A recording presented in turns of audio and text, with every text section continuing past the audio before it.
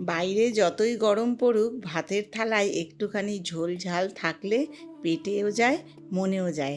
আজ আমি আপনাদের জন্য বানাবো আমার খুব প্রিয় কাতলা মাছের কালিয়া।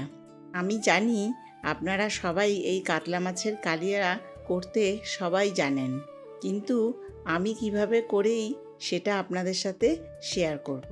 প্রথমে মাছটাকে আমি নুন হলুদ দিয়ে ভালো করে মাখিয়ে নেব।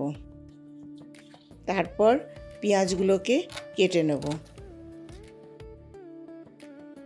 মিক্সির মধ্যে আদা কুচো, লঙ্কা আর একটু কাজু বাদাম, তার সাথে একটু সর্ষে দেবো।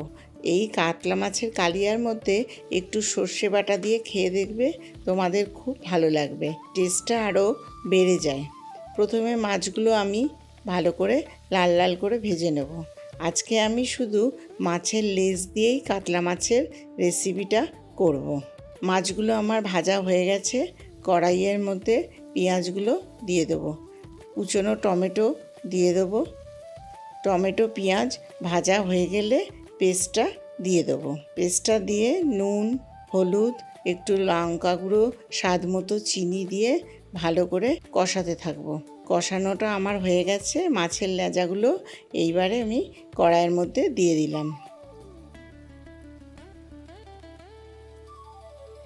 তারপরে একটু জল দিয়ে দেবো।